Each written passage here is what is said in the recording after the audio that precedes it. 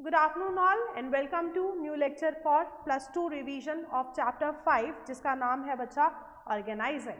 हमने अपने last lecture में कौन सा चैप्टर कवर कर लिया बच्चा? प्लानिंग। प्लानिंग क्या था? एक ऐसा ब्रिज जो कि किसमें गैप फिल कर रहा था? Where we are and where we want to be. अब हमें ये पता चल गया कि हमें जाना कहाँ है। अब बेटा वहाँ तक जाने के लिए हमें बहुत सारी चीज़ों की, रिसोर्सेज की ज़रूरत रहेगी। रिसोर्सेज अगेन वही 4 एम्स है ना। उन रिसोर्सेज को कलेक्ट करना और अरेंज करना, ये किसका पार्ट होता है? आपका ऑर्गेनाइजिंग का।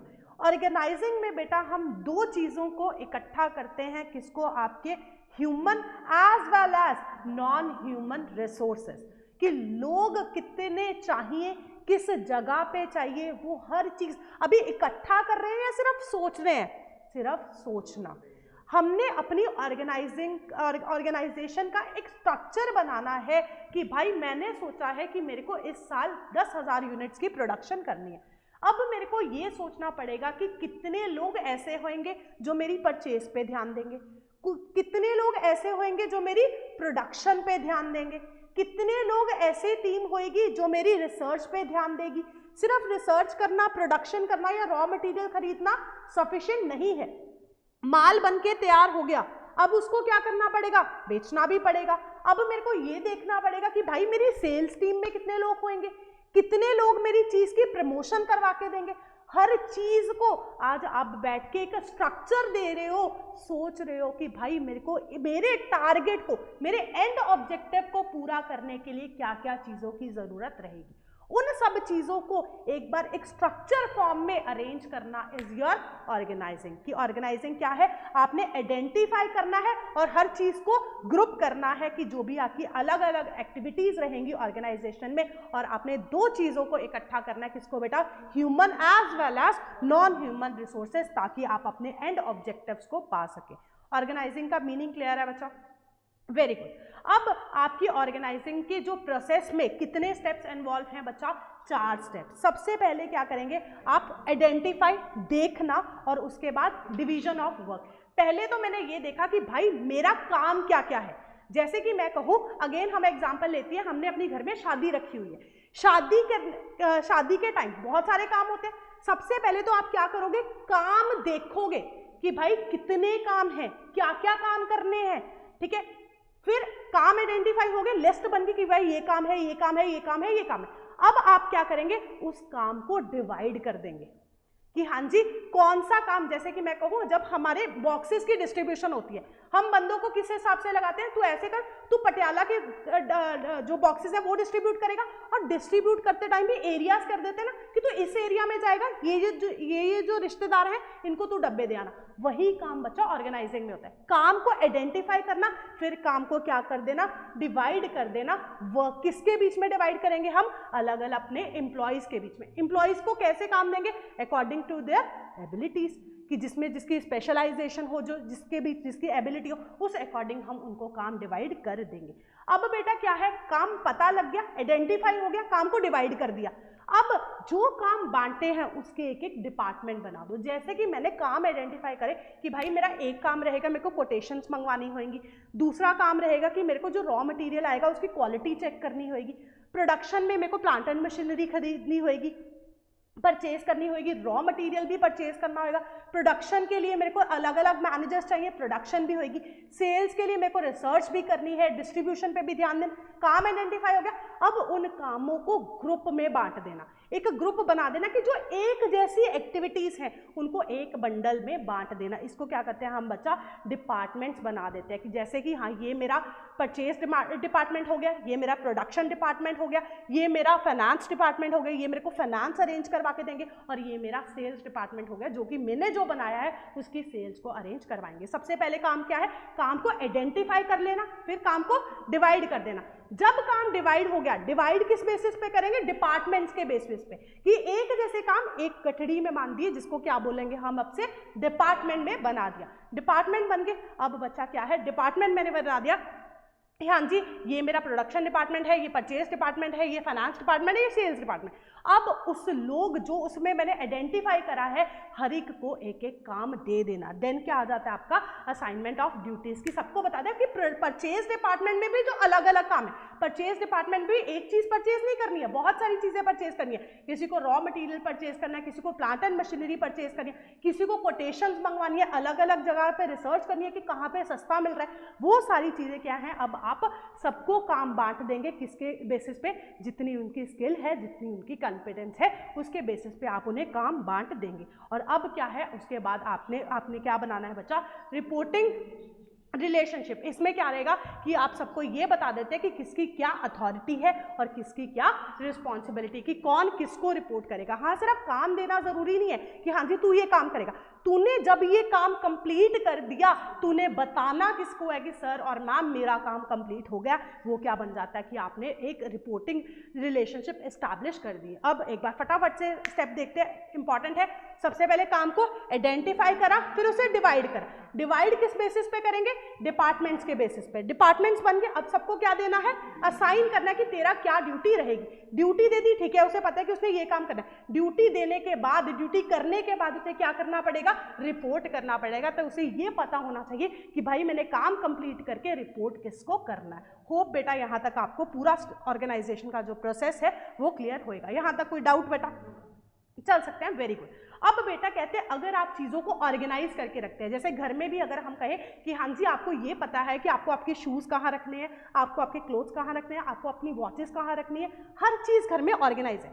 अगर आपको पता है कि कौन सी चीज़ कहाँ पड़ी है या कौन सा इंसान कहाँ लगाना है, तो उससे फायदे क्या होंगे। सबसे पहला फायदा क्या होएगा बेटा, बेनिफिट ऑफ स्पेशलाइजेशन।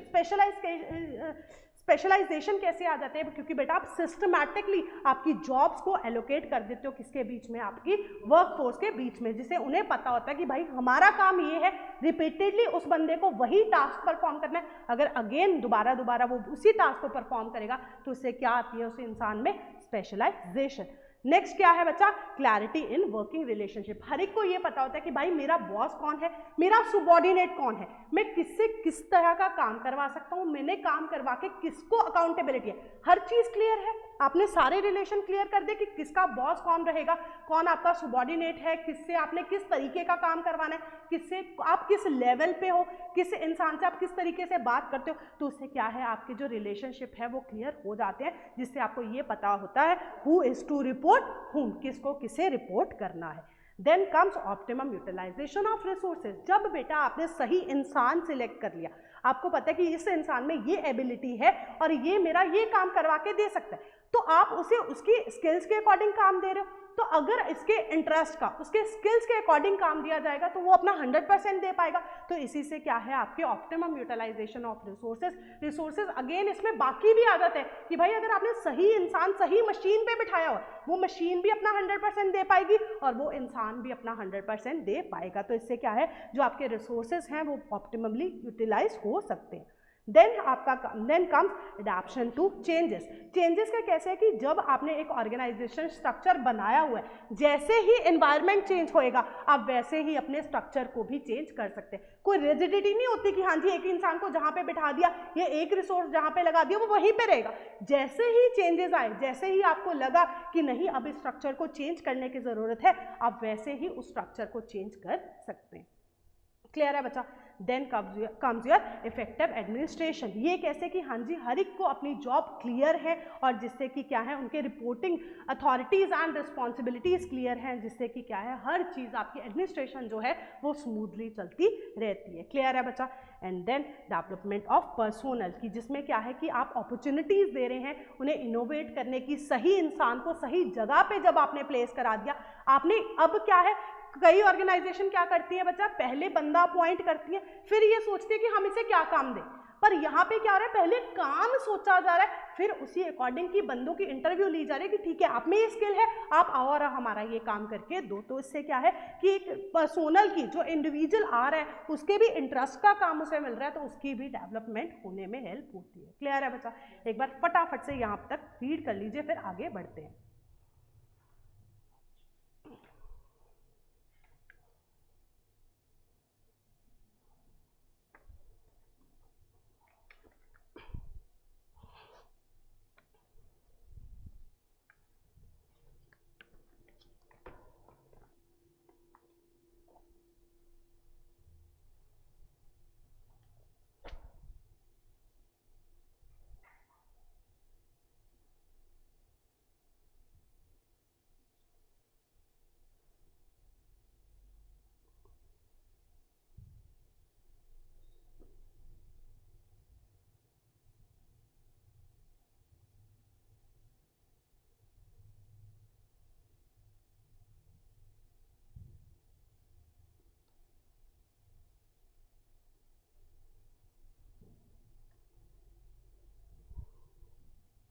डन बच्चे, कोई प्रॉब्लम यहाँ तक चल सकते हैं?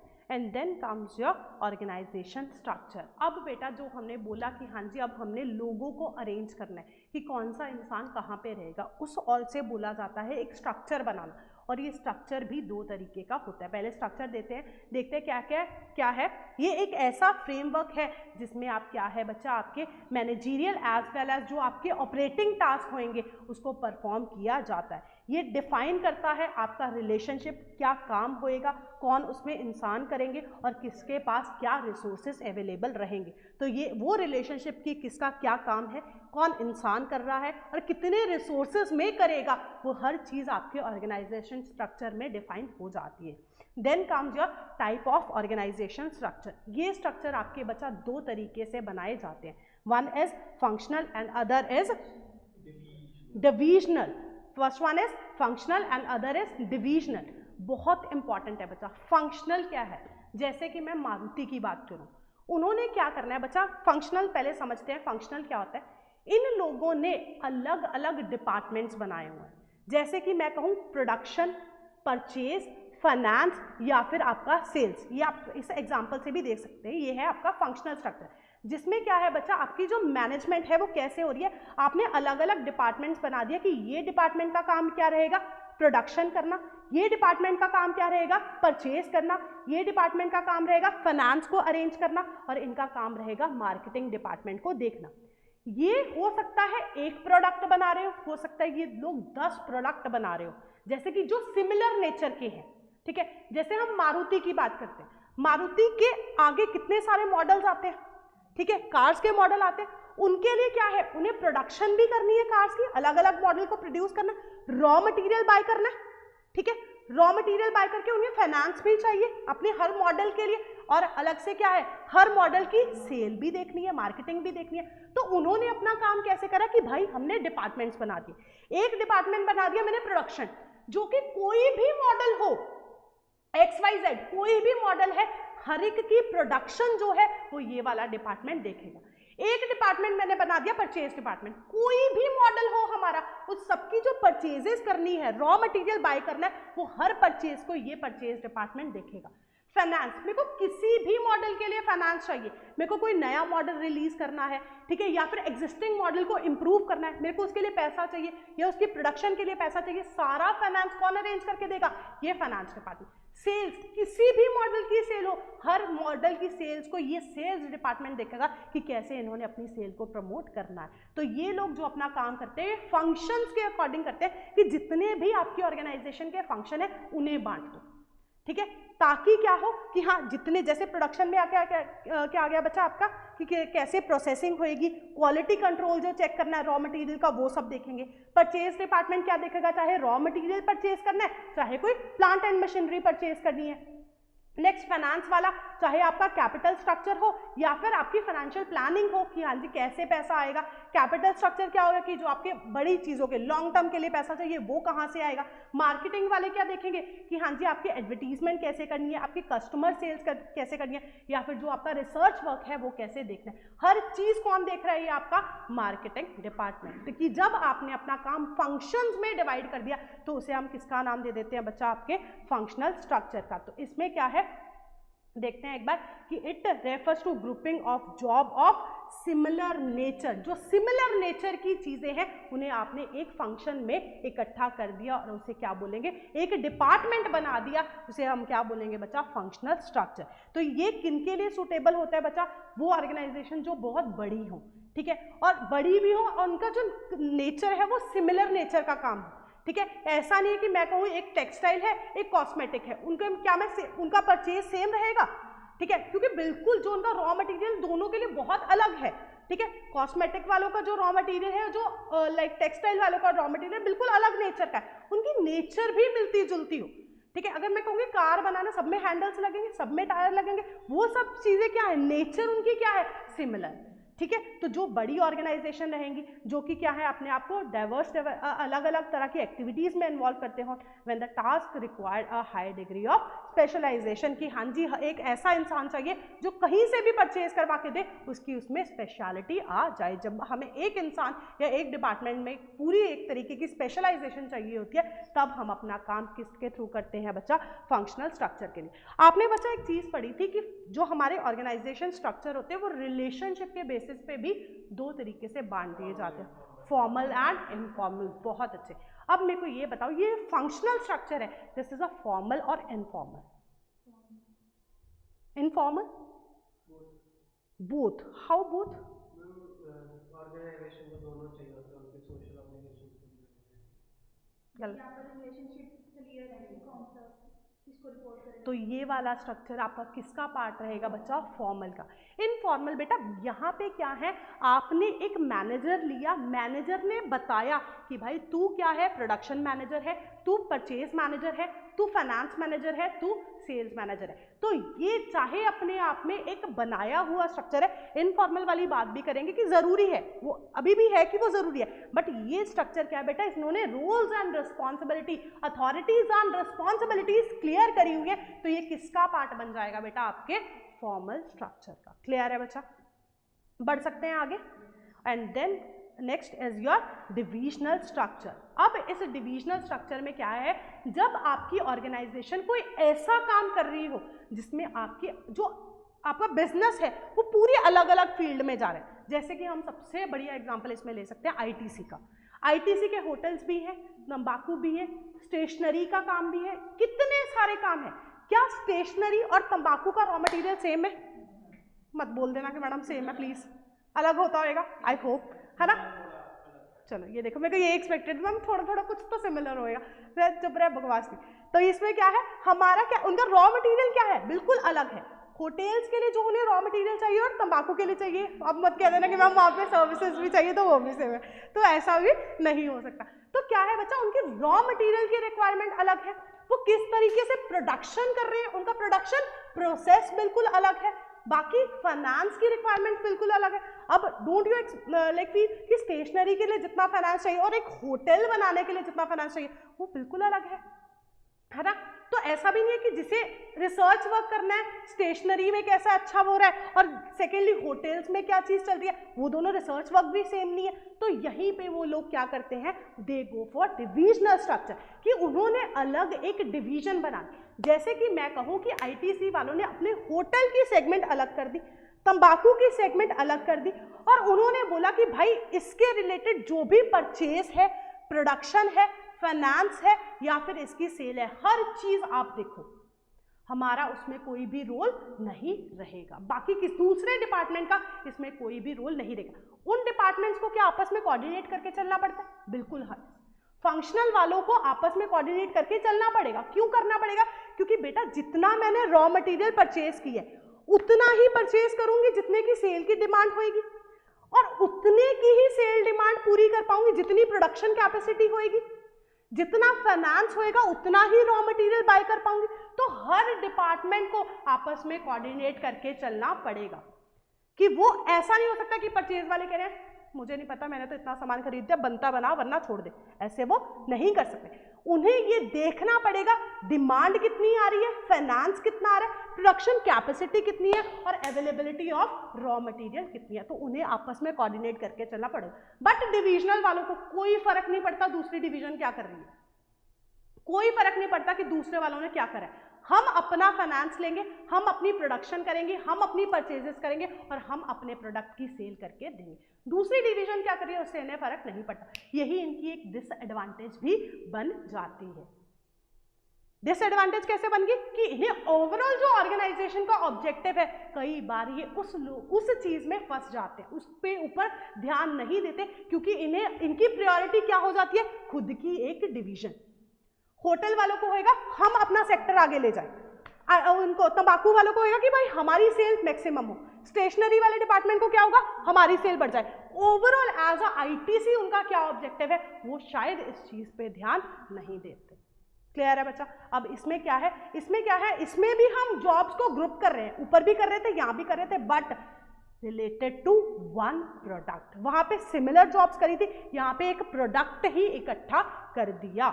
ठीक है, अंडर अ वन डिपार्टमेंट। एक डिपार्टमेंट में क्या आ गया, पूरा का पूरा एक प्रोडक्ट आ गया। कहाँ पे सूटेबल है बच्चा, जहाँ पे आपके पास जो वेराइटी ऑफ प्रोडक्ट्स है सिमिलर नेचर की नहीं है बल्कि अलग अलग नेचर है। जब बहुत सारे प्रोडक्ट्स की वैरायटी हो तब हम कौन सा डिपार्टमेंट प्रेफर करेंगे, divisional. Are manufacture using different productive resources, की जो उनके रिसोर्सेज हैं वो भी अलग अलग है और उनके जो वैरायटी ऑफ प्रोडक्ट है वो भी अलग अलग है। जब एक कोई भी ऑर्गेनाइजेशन प्लान करती है कि वो एक से ज़्यादा लाइन ऑफ प्रोडक्ट्स में फ्यूचर में एंटर करना चाहती है तो अपने आप को किस स्ट्रक्चर के थ्रू लेकर जाएगी, डिविजनल स्ट्रक्चर के। जैसे ले बच्चा एक अगेन एग्जांपल है, कॉस्मेटिक है, गारमेंट्स का है, फुटवेयर्स का है या फिर आपका केमिकल्स का है। इनका रॉ मटेरियल आराम से देखो, सबका रॉ मटेरियल अलग है, ठीक है, प्रोडक्शन है अलग है, रिसर्च वर्क अलग है, तो इनके क्या है, डिपार्टमेंट्स भी अलग अलग बन जाते हैं। क्लियर है बच्चा।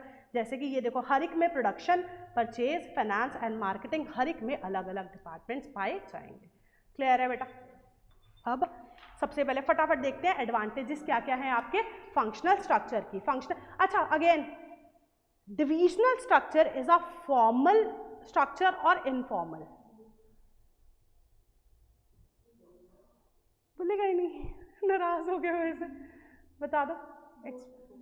बोथ हाउ मैम, जो डायरेक्टर के साथ रिलेशन है वो तो फॉर्मल है और बाकी वो आपस में भी तो करेंगे, मतलब कॉर्डिनेट। बेटा it's again a formal one only. Formal बच्चा, आप ये समझो, ये जो अलग अलग डिपार्टमेंट्स है ना, कॉस्मेटिक वाले, भाई इनका अलग एक प्रोडक्शन डिपार्टमेंट होएगा, परचेज डिपार्टमेंट इनका भी होएगा। ऐसा नहीं कि कोई भी इंसान जाके प्रोडक्शन कर रहा है, कोई भी परचेज कर रहा है, इनके भी लोगों की अथॉरिटीज एंड रिस्पॉन्सिबिलिटी बताई होंगी। तो ये भी बच्चा एक फॉर्मल स्ट्रक्चर है जिसमें सबको बता दिया कि भाई आपकी रोल्स एंड रिस्पॉन्सिबिलिटीज क्या हैं। Very important question. बोथ आपका फंक्शनल भी एज वेल एज का आपका डिविजनल भी, they both are part of your formal structure. Informal क्या है बेटा, फॉर्मल काम करते करते मेरा कोई फ्रेंड बन गया तो वो क्या है, इनफॉर्मल। तो वो है, मैं किसी से बिना फालतू की बात कर रही हूं, वो क्या है, इनफॉर्मल। पर्सनल सेटिस्फेक्शन के लिए किसी से बात करना, what is that, informal. But यहाँ पे जो भी बात करेंगे काम के रिलेटेड करेंगे, बैठ के गप्पे थोड़ी मार रहे हैं प्रोडक्शन वाले, भाई इन्हें अपना डिपार्टमेंट आगे लेके जाना है, वर्क के रिलेटेड काम करेंगे। तो ये भी क्या है आपका फॉर्मल स्ट्रक्चर। तो प्लीज नोट कर लो कि both divisional as well as functional structure is a part of formal structure. Clear है बच्चा। अब फटाफट से बच्चा एडवांटेजेस देखते हैं किसकी, फंक्शनल स्ट्रक्चर की। सबसे पहला क्या है, फंक्शनल स्पेशलाइजेशन की। एक इंसान जब वो सिर्फ प्रोडक्शन देख रहा है तो उसको अपनी फील्ड की पूरी स्पेशलाइजेशन आ जाती है। कंट्रोल एंड कोऑर्डिनेशन अच्छा होता है डिपार्टमेंट्स के बीच में। नेक्स्ट क्या है, एफिशिएंसी इंक्रीज हो जाती है क्योंकि ये लोगों ने एक्सपर्ट्स बुलाए हुए होते हैं अपनी फील्ड के लिए, जो कि इन्हें पूरी एडवाइस देते हैं और पूरा प्रोडक्शन प्रोसेस वगैरह है, परचेज प्रोसेस है, वो सारा कुछ स्पेशलाइजेशन एक्सपर्ट लोग देखेंगे। इसमें क्या होता है बच्चा, डुप्लीकेशन ऑफ फंक्शंस नहीं होता है कि हाँ जी मैं कहूँ एक बंदे ने रिसर्च करनी थी, दूसरे डिपार्टमेंट ने भी रिसर्च करनी थी, हो सकता है वो रिसर्च सिमिलर नेचर की हो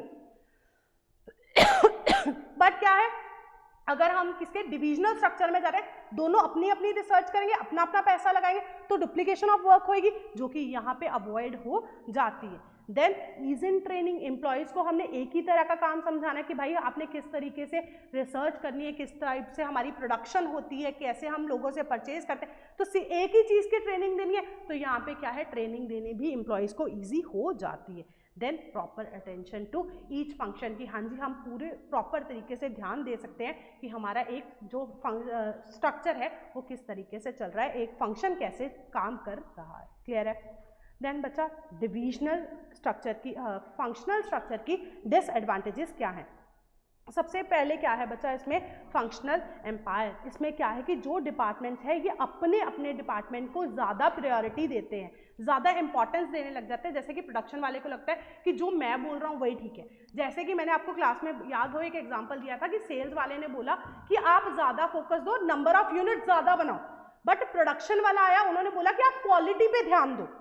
ठीक है। अब क्या है, कॉन्फ्लिक्ट ऑफ इंटरेस्ट हो गया, उसने बोला नंबर ऑफ यूनिट्स ज्यादा बना दो, प्रोडक्शन वाला क्या है, उसे सोच रहा है कि मेरे को क्वालिटी पे ध्यान देना, चाहे मैं नंबर ऑफ यूनिट्स कम बनाऊं। तो इसमें भी ये है कि हर बंदा अपने फंक्शन को ज्यादा इंपॉर्टेंस देता है। तो इसमें क्या, और सेकंड क्या है, डिसएडवांटेज क्या है, कोऑर्डिनेट करना बहुत मुश्किल है कि हाँ जी प्रोडक्शन वाला परचेज वाला जो भी परचेज वाला जो भी परचेज करेगा वो उसे उसी अकॉर्डिंग परचेज करना पड़ेगा जितनी डिमांड है या जितनी प्रोडक्शन हो सकती है। तो इस चीज़ पे भी ध्यान देना पड़ेगा।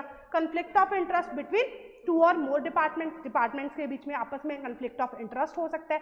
Inflexibility in transfer of employees as they get training of one function only. जैसे कि मैं कहूँ कल को मेरे को परचेज डिपार्टमेंट में लोग ज़्यादा चाहिए, प्रोडक्शन वाला डिपार्टमेंट मेरा उसमें जो मेरी मैन पावर है वो ओवर है, ठीक है। अब मैं प्रोडक्शन वालों को परचेज डिपार्टमेंट में नहीं भेज सकती क्योंकि प्रोडक्शन वालों को सिर्फ प्रोडक्शन की नॉलेज है और परचेज वालों को सिर्फ परचेज की नॉलेज है। तो मैं अपने एम्प्लॉयज़ को एक जगह से दूसरी जगह शिफ्ट भी नहीं कर सकती। और ये क्या है, at the end difficult to hold accountable. अगर मैं कल को कहूँ कि मेरा जो प्रोडक्ट बना, सब डिपार्टमेंट ने, परचेज वाले ने परचेज कर दिया, प्रोडक्शन वाले ने प्रोडक्शन कर दी, फाइनेंस वाले ने अपना फाइनेंस अरेंज करके दे दिया, रिसर्च डिपार्टमेंट ने रिसर्च करके दे दी, बट एट द एंड क्या है, मेरे रिजल्ट ही नहीं आए, मेरा प्रोडक्ट ही नहीं बिका, मैं किसे ब्लेम करूँगी?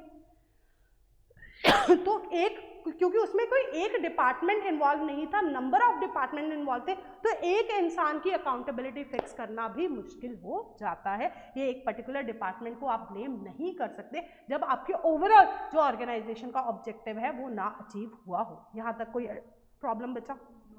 क्लियर है? Then comes your advantages of divisional structure. इसमें क्या है बच्चा, आपके अंदर क्या आएगी, प्रोडक्ट स्पेशलाइजेशन की। हाँ जी, आप एक प्रोडक्ट के उस्ताद हो जाएंगे, आपको उसके बारे में हर चीज़ पता होगी कि हाँ जी भाई कहाँ प्रॉब्लम आती है, कहाँ से हम परचेज करते हैं, क्या उसकी प्रोडक्शन में प्रॉब्लम आ रही है, कहाँ पे रिसर्च में प्रॉब्लम आती है। एक प्रोडक्ट की आप स्पेशलाइजेशन हो जाती है कि हाँ जी हमें तो सिर्फ ये बनाना है और हम इसमें तो पूरा आग लगा सकते हैं। देन ग्रेटर अकाउंटेबिलिटी, अगेन जो उसकी लिमिटेशंस थी कि अगर फेल होएगा एक प्रोडक्ट होएगा, ऐसा नहीं है कि हाँ जी मैं कहूँगी कि पूरी आईटीसी ने खराब होगी, उनका या तो होटल वाला काम नहीं चल रहा, या तंबाकू वाला नहीं चल रहा, या स्टेशनरी नहीं चल रहा। तो इसमें क्या है, आप आइडेंटिफाई कर सकते हो कि किसमें कमी है और जिसमें कमियां हैं आप उसे सुधार सकते हो। Then flexibility in decision making, कि हाँ जी आपको किसी के ऊपर डिपेंड नहीं होना पड़ रहा, आप अपने डिसीजन अपने अकॉर्डिंग ले सकते हो। Then comes your expansion and growth as a new division can be added without interrupting the existing operations। कि आप बिना, अगर आपको कोई आपकी नई डिवीजन भी लेके आना है, नया प्रोडक्ट भी लॉन्च करना है, तो उसके लिए ऐसा नहीं है कि आपको एग्जिस्टिंग ऑपरेशन को छेड़छाड़ करनी पड़ेगी या उनके रिसोर्सेज देखने पड़ेंगे। इसमें क्या है, आप सिर्फ अपने प्रोडक्ट को बिना किसी और को कुछ भी इंटरप्ट करे आप अपना कोई भी नया प्रोडक्ट या अपने आप को एक्सपैंड कर सकते हैं। अगेन इसकी लिमिटेशन क्या है बच्चा डिविजनल स्ट्रक्चर की? सबसे पहले क्या है, डिपार्टमेंटल कॉन्फ्लिक्ट। डिपार्टमेंटल कॉन्फ्लिक्ट से आप क्या समझते हो?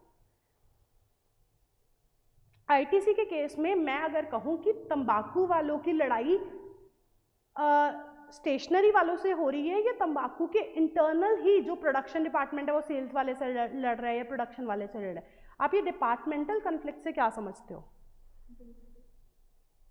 फॉर एलोकेशन ऑफ फंड्स, कि किसे कितने पैसे मिलेंगे, दूसरे के साथ को ज़्यादा फंड्स, दूसरा वाला किसे बोल रहे हो आप? जैसे स्टेशनरी वाले एग्जैक्टली ये चीज़ वही है बेटा, इस चीज़ का ध्यान रखना कि दूसरे डिपार्टमेंट से आपकी लड़ाई हो रही है कि हम कहें कि हाँ जी जब आईटीसी ने फंड्स एलोकेट करने थे कि मैं किस पे कितना पैसा लगाना, उस टाइम कन्फ्लिक्ट हो गए कि भाई हमारे डिपार्टमेंट को ज़्यादा पैसा दिया जाए, हमारे अंदर रिसर्च वर्क में ज़्यादा इन्वेस्ट करें, तब उस केस में क्या है आपकी कन्फ्लिक्ट्स आ सकते हैं। Then comes your high operating cost due to duplication of activities. हर काम 2 बार हो रहा है, 3 बार हो रहा है, जितने आपके डिपार्टमेंट्स बने हैं उतने नंबर ऑफ टाइम आपकी एक्टिविटीज़ हो रही है, जिससे कि क्या है बच्चा आपकी डुप्लीकेशन ऑफ वर्क इन्वॉल्व हो जाती है। देन इसमें क्या है, इग्नोर ऑर्गेनाइजेशनल इंटरेस्ट। अगेन कि हाँ जी हर एक को ये है कि हमारा प्रोडक्ट चढ़ जाए, हमारा प्रोडक्ट चढ़ जाए, तो एट द एंड जो ऑर्गेनाइजेशन का इंटरेस्ट है एज अ होल वो कहीं ना कहीं सफ़र कर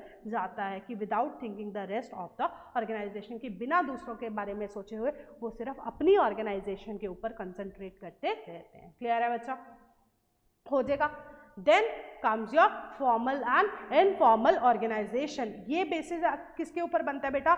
on the basis of relationship, की लोगों में जो आपके एम्प्लॉयज़ हैं उनमें रिलेशनशिप कैसे हैं, उसके बेसिस पे इसे 2 ब्रॉड कैटेगरीज में डिवाइड कर दिया जाता है। One is formal and other one is informal. Formal क्या होती है बच्चा? Refers to the organisational structure which is designed by the management, जो कि मैनेजमेंट ने बना दिया। और इसमें कौन कौन से आ जाएंगे आपके? 2। कौन कौन से? Divisional and functional structure. दोनों किसका पार्ट है बच्चा? आपके फॉर्मल ऑर्गेनाइजेशन का, ताकि आप अपनी ऑर्गेनाइजेशन के जो टास्क हैं उन्हें पूरा कर सके। फीचर्स क्या है बच्चा फॉर्मल के? सबसे पहला क्या है? Reporting relationships are clear. सबको पता होता है कि भाई हमें किसे रिपोर्ट करना है, कौन हमारा सुपीरियर है, कौन हमारा सबऑर्डिनेट है, तो इसमें कोई भी कंफ्लिक्ट नहीं होता। ये क्यों बनाए जाते हैं बच्चा? ताकि ऑर्गेनाइजेशन का ऑब्जेक्टिव पूरा हो सके। इसमें क्या है? आप कोऑर्डिनेट करते हैं जो अलग अलग डिपार्टमेंट के एफर्ट्स हैं उन्हें, ताकि वो मिलजुल के चल सके। इसमें क्या है बच्चा? इन्हें इंटेंशनली अपनी मर्जी से, जो मैनेजमेंट अपनी मर्जी से बनाती है, ताकि हाँ जी ऑर्गेनाइजेशन के जो एंड ऑब्जेक्टिव्स हैं हम उन्हें पूरा कर सकें। इसमें ज़्यादा एम्फेसिस किस चीज़ पे रहता है? काम के ऊपर, ताकि हाँ जी लोग आए, बैठे, काम करें और हमें जो भी आउटपुट निकाल के दे। तो इसका मेन एम्फेसिस किस चीज़ पे रहेगा बच्चा? आपके वर्क के ऊपर। एडवांटेजेस क्या है बच्चा? सबसे पहले क्या है आपका कि आप किसके ऊपर आपने अथॉरिटी डालनी है या किसकी क्या चीज़ के लिए रिस्पॉन्सिबिलिटी है, आप उसे फिक्स कर सकते हो। वरना इनफॉर्मल में तो किसने क्या बात बोली उसे फिक्स ही नहीं किया जा सकता। तो अगेन अगला क्या है बच्चा कि सबके रोल्स एंड रिस्पॉन्सिबिलिटीज़, क्या उनकी ड्यूटीज़ होंगी, ये क्लियर रहेगा। यूनिटी ऑफ कमांड होएगी, ऐसे नहीं है कोई भी आके किसी भी ऑर्डर दे रहा है, हर एक को क्लियर होएगा कि भाई हमें किससे ऑर्डर मिलेंगे और हमें किसे रिपोर्ट करना है। हेल्प इन अचीविंग ऑब्जेक्टिव, इससे हमारे जो ऑब्जेक्टिव्स हैं वो इजीली अचीव हो सकते हैं। And then it provide stability to the organisation as behaviour of employees can be predicted, कि हाँ जी हमें इससे पता लगता है कि कौन सा एम्प्लॉय सीरियस है काम को लेके, कौन अच्छे से रिपोर्ट कर रहा है, कौन लॉन्ग टर्म चलना चाहता है, किसका एटीट्यूड सही नहीं है, वो आप एम्प्लॉयज़ का जो बिहेवियर है उसे प्रेडिक्ट कर सकते हैं। तो उससे जब भी आपको जहाँ भी किसी में कमी लगे तो उसे ठीक करके आप अपनी ऑर्गेनाइजेशन में एक स्टेबिलिटी ला सकते हैं। क्लियर है बच्चा? Then disadvantages of formal organisation, इसमें क्या है बच्चा? डिले इन एक्शंस, कि हर एक को पता है कि कोई भी काम कर रहा है पहले उसे परमिशन लेनी पड़ेगी, ऑर्डर्स का वेट करना पड़ेगा, तभी वो अपने काम को एग्जीक्यूट कर सकता है, जिसके कारण कि क्या है बच्चा? एक्शंस में डिले आ जाता है। Then lack of initiatives, as it does not allow any, कि हाँ जी कोई भी डेविएशन अलाउ नहीं करते, बहुत रिजिड रहते हैं कि हाँ जी भाई आपको जितना काम बोले आप उतना करके दो, आप अपने इनपुट्स ना दो, कि हाँ जी सबको पता है कि भाई मेरी औकात इतने तक की है, मैं सिर्फ इतने तक अपना काम जो मेरे को बोला जाएगा मेरे को सिर्फ वो करके देना है, मेरे को अपने इनपुट्स नहीं देने। तो इससे क्या है कि बच्चा कोई भी इंसान उसमें अपना इनिशिएटिव लेने की नहीं सोचता। And then it ignore human element, कि हाँ जी इनका मेन फोकस किस चीज़ पे है? सिर्फ काम पे। तो ये क्या है कि लोगों का जो मेंटल पीस है वो कैसे आ रहा है, उनकी जो पर्सनल नीड्स हैं वो कैसी हैं, उस चीज़ को वो इग्नोर करता जाता है। कौन सा स्ट्रक्चर बचा आपका? Formal structure. And then comes your informal organisation, ये कैसे बनती है बेटा? रेफर्स टू नेटवर्क ऑफ जो भी आपके सोशल रिलेशन है जो किसके कारण आते हैं? आपकी खुद की विल से आएंगे, उन्हें क्या बोला जाता है बच्चा? Informal organisation. फीचर्स क्या क्या रहते हैं बच्चा? ये होते किसके अंदर है? ये फॉर्मल ऑर्गेनाइजेशन के अंदर ही होते हैं। अगेन जो आपने बोला कि हाँ जी वो इंसान जो प्रोडक्शन मैनेजर है, कि आपने बोला कि डिविजनल में कि वो कैसे भी अपनी रैंडम बात करे, उन्होंने फॉर्मल में से ही एक इनफॉर्मल ऑर्गेनाइजेशन का स्ट्रक्चर बना लिया, बट जो डिवीजन वाले रिस्पॉन्सिबिलिटीज डिफाइन हुई थी वो क्या है? अपने आप में फॉर्मल। क्लियर है बच्चा? इसमें क्या है? जो standards of behaviour evolves from group norms, कि इसमें इसका मतलब क्या है कि आपने किस तरीके से बिहेव करना है वो सबकी इंडिविजुअल नेचर पे डिपेंड करेगा। इट फॉलो इंडिपेंडेंट चैनल्स, इसमें कुछ भी नहीं बताया होता कि भाई तेरा वो बॉस है तूने उससे ही बात करनी उससे बात नहीं करनी। तो इसमें क्या है? वो इंडिपेंडेंट चैनल जिससे जिसकी मन करेगा, जिससे अच्छा लगेगा वो उससे बात कर सकता है। ये क्या है बच्चा? अपने आप एकदम से आ जाते हैं, इन्हें कोई भी डेलिब्रेटली क्रिएट नहीं करता। तो इसमें क्या है? Next, it has no defined structure, इसका कोई डिफाइंड स्ट्रक्चर नहीं है कि इसे एक रैंडम फ्लो मिला होता है जिससे ये फॉलो करते हैं। अब एडवांटेजेस क्या है बच्चा? कम्युनिकेशन जल्दी हो जाएगी, सोशल नीड्स पूरी हो जाती हैं, अगेन ऑर्गेनाइजेशन के ऑब्जेक्टिव्स जो हैं वो इससे पूरे हो जाते हैं। ऑर्गेनाइजेशन के ऑब्जेक्टिव कैसे पूरे होंगे? कहते हैं जो भी कमियां थी आपके फॉर्मल स्ट्रक्चर में कि हाँ जी आपको कुछ चीज़ का कैसे पता चलता है, कैसे लोग रिएक्ट करेंगे उस चीज़ पे, वो आप फॉर्मल के थ्रू पता नहीं लगा सकते, बट वो कमियां जो फॉर्मल में रह जाती हैं वो हमारी इनफॉर्मल ऑर्गेनाइजेशन पूरा कर देती हैं, जिससे आपके ऑर्गेनाइजेशन के अल्टीमेटली ऑब्जेक्टिव्स भी अचीव हो जाते हैं। क्लियर है बच्चा? डिसएडवांटेजेस क्या है? र्यूमर्स फैलते हैं, लोग चेंजेस को अडेप्ट नहीं करते कि जैसे सब मिल गए ग्रुप बना हुआ है, अगर सबने ही रेजिस्ट कर दिया कि भाई हम नहीं ये चेंज आने देंगे तो उससे वो चेंज को लेके आना पॉसिबल नहीं है। Then pressure of group norms. Pressure of group norms में आप क्या लिखेंगे बच्चा? कि जैसे कि मैं कहूँ कि एक एम्प्लॉय को आपने कुछ बोला कि हाँ भाई हम तेरे को निकाल रहे हैं, ठीक है, उसने बोला कि अगर इसे निकालोगे तो हम, एक ग्रुप बना हुआ है कि भाई आप इसे निकालोगे तो हम सब भी ऑर्गेनाइजेशन छोड़ के चले जाएंगे, कि हाँ जी उन्हें वैसे ही बिहेव करना है जैसे कि उनके ग्रुप के नॉर्म्स बने हुए हैं। तो वो कई बार ऐसा हो सकता है कि ऑर्गेनाइजेशन के रूल्स के खिलाफ चला जाए। क्लियर है बच्चा? कोई प्रॉब्लम यहाँ तक? Then comes your delegation. Delegation क्या होता है बच्चा? किसी को काम सौंप देना। डेलीगेशन क्या है? ट्रांसफर ऑफ अथॉरिटी फ्रॉम, किससे जाएगी बच्चा ये? सुपीरियर से किसके पास? सुबॉर्डिनेट के पास। कि जब एक सुपीरियर अपना कुछ काम नीचे वाले लोगों को सौंप दे तो उसे हम क्या बोलते हैं? डेलीगेशन बोला जाता है। तो डेलीगेशन के एलिमेंट्स कितने होते हैं बच्चा? 3 एलिमेंट्स इसमें पाए जाते हैं। कौन से? Authority, responsibility and accountability. Authority क्या है बच्चा? किसी को पावर देना कुछ काम करने के लिए। क्या है? Right of an individual to command his subordinates and to take actions within the scope of his position. की जो तेरी पोजीशन है तो उसके अंदर रह के ये एक्शंस या फिर ये कमांड अपने सबॉर्डिनेट्स को दे सकता है। उसमें क्या है? उसके पास एक पावर आ गई। अथॉरिटी डायरेक्टली मीन्स पावर होना। रिस्पॉन्सिबिलिटी क्या है? कि ऑब्लिगेशन है कि भाई जो काम तेरे को दिया गया था तू उसे पूरा करेगा। उसका पूरा करना क्या है? उसकी रिस्पॉन्सिबिलिटी बन जाती है कि भाई मेरे हाथ में अथॉरिटी है कि हाँ जी मेरे को ये बोला गया था कि भाई तू जितने बंदे लेना चाहता है ले ले और हमें इस बार 5000 यूनिट्स बना के दे। जितने बंदे लेना चाहते हैं ले ले, जितने उसे काम कराना चाहता है करा ले। ये क्या है? उसकी अथॉरिटी। रिस्पॉन्सिबिलिटी क्या है? कि वो जितना काम जो बोला गया उसे पूरा करवा के दे। And then comes your accountability, कि जब उसका बॉस आके उससे पूछेगा कि भाई तेने 4000 यूनिट्स ही क्यों बनाए, तो उस टाइम पे जो उसे आंसर देना पड़ेगा तो वो क्या बन जाती है? उसकी अकाउंटेबिलिटी। कि वो आंसरेबल है उसके बाद, कि तेरे पास पावर भी थी, लोग भी थे, तेरे ऊपर रिस्पॉन्सिबिलिटी भी थी, फिर तू क्या भी बने जाएगा? अकाउंटेबल भी बन जाएगा। क्लियर है बच्चे? Then importance of delegation of authority, की हाँ जी क्यों ज़रूरी है अपने सबॉर्डिनेट्स के ऊपर काम को छोड़ना। सबसे पहले क्या है बच्चा? इफेक्टिव मैनेजमेंट, कि जो मैनेजमेंट है वो अपना जो इंपॉर्टेंट टाइम है, ऐसा नहीं है कि भाई हर चीज़ उन्हें ही करनी है, जो वो रूटीन का काम है वो अपने सबॉर्डिनेट्स पे छोड़ सकते हैं और खुद का दिमाग उन डिसीजंस पे लगा सकते हैं जो कि ज़्यादा क्रूशल, ज़्यादा इंपॉर्टेंट है। ऐसा नहीं है कि उन्हें हर चीज़ में खुद ही इन्वॉल्व होकर रहना पड़ेगा, तो वो चीज़ नहीं होती है। देन क्या है बच्चा? इससे एम्प्लॉयज़ की डेवलपमेंट भी होती है, क्योंकि वो उन्हें वो काम करने का मौका मिल जाता है टू परफॉर्म कॉम्प्लेक्स टास्क, की जो मुश्किल काम थे उन्हें वो करने का मौका भी मिल गया, जिससे कि क्या है बच्चा? उन्हें एक बेटर लीडर और एक अच्छा डिसीजन मेकर भी बनने का मौका मिल जाता है। Then it gives motivation of employees, की हाँ जी जब एक एम्प्लॉय को भी लगता है कि भाई इन्होंने मेरे पे भरोसा दिखाया है, मेरे को ऑर्गेनाइजेशन का कोई ऐसा काम दिया है, तो उससे क्या है? उसका मोटिवेशन लेवल भी, उसका टैलेंट जो है वो भी इम्प्रूव होता है। देन इसमें क्या है बच्चा? आपकी ग्रोथ के चांसेस भी बढ़ जाते हैं, क्योंकि आपके पास एक अच्छा बनी बनाई टीम आपको मिल गई जो कि आपको रेडीमेड वर्कफोर्स दे देती है, कि अगर आप कल को ग्रो भी करना चाहते हो, अगर आपको नया कोई प्रोजेक्ट भी दिखता है तो इसके लिए आपको ये सोचना नहीं पड़ता कि भाई ये काम करेगा कौन। आपके पास ऑलरेडी एक्सपर्ट हैं, आपको लोगों के बारे में पता है कि भाई मैंने इस पर ये जिम्मेदारी डाली थी और इसने इसे कितने अच्छे से निभाया। देन क्या है बच्चा? बेसिस ऑफ मैनेजमेंट हायरार्की, की इसमें एक मैनेजमेंट हायरार्की बन जाती है, जिसमें क्या है?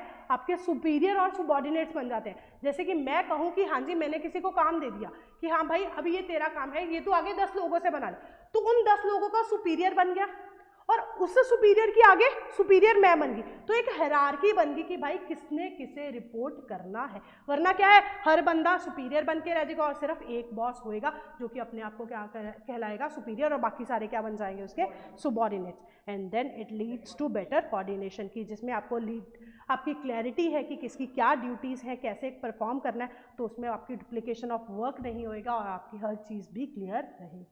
क्लियर है बच्चा? Then comes your last topic, that is centralization and decentralization. Centralization means concentration of power in few or one hand, जिसमें जो बेसिक डिसीजन है वो किसके हाथ में चले जाते हैं बेटा, आपके टॉप मैनेजमेंट के हाथ में चले जाते हैं। And decentralisation means distribution of powers in many hands, की जब आप अपनी जो पावर्स हैं वो नीचे वाले हाथों में बांट देते हैं, उसे क्या बोला जाता है बच्चा, डिसेंट्रलाइजेशन। अब अगेन डिसेंट्रलाइज की काम को बांट देने की इंपॉर्टेंस क्या क्या है, इससे क्या है बच्चा, सुबॉर्डिनेट्स भी इनिशिएटिव लेंगे कि हाँ जी आपको ये काम करवा के देना है, आपके पास फ्यूचर के लिए मैनेजर्स तैयार हो जाएंगे, डिसीजन मेकिंग जल्दी हो जाएगी। वरना क्या है, सबको अपने बॉस के पास अप्रोच करना है कि हाँ जी सर आप बताइए कैसे काम करना है, वरना उनके खुद के पास क्या है, अथॉरिटी एंड रिस्पॉन्सिबिलिटी है। Then it relieves to top management, की ऐसा नहीं है टॉप मैनेजमेंट को ही हर चीज़ सोचनी है, अब नीचे वाले लोग भी सोच सकेंगे और डिसीजंस को ले सकेंगे। Then it facilitates growth. ये आप देख रहे हो ये पॉइंट किससे मिलते जुलते हैं, अभी जो पॉइंट पढ़ रहे हैं ये किससे मिल रहे हैं, देखो ऊपर क्या पढ़ के आए, डेलीगेशन ऑफ अथॉरिटी, उससे ही मिल रहे हैं डिसेंट्रलाइजेशन के। तो ये बच्चा बिल्कुल सिमिलर रहेंगे, इन्हें आप इंटरचेंजेबली भी लिख सकते हो। आप देखोगे कि बेटर कोऑर्डिनेट है, बने बनाए मैनेजर्स मिल गए, तो ये हर चीज़ किस में कवर हो जाती है, आपकी डिसेंट्रलाइजेशन में। And this completes your chapter number 5, that is organising, जो कि आपकी बुक का एक बहुत ही बड़ा चैप्टर था। तो ये लेक्चर देख के बेटा आप अपना लेक्चर एक बार चैप्टर पढ़ने से पहले अपने चैप्टर को रिवाइज कर सकते हैं, मोटा मोटी आपको सारी चीज़ें एक बार याद आ जाएंगी, तो आप इन डिटेल आगे जाके इस चैप्टर को पढ़ सकते हैं। होप ये लेक्चर्स आपके लिए यूजफुल रहेंगे बच्चा। Thank you very much, enough for the day, thank you very much, bye bye.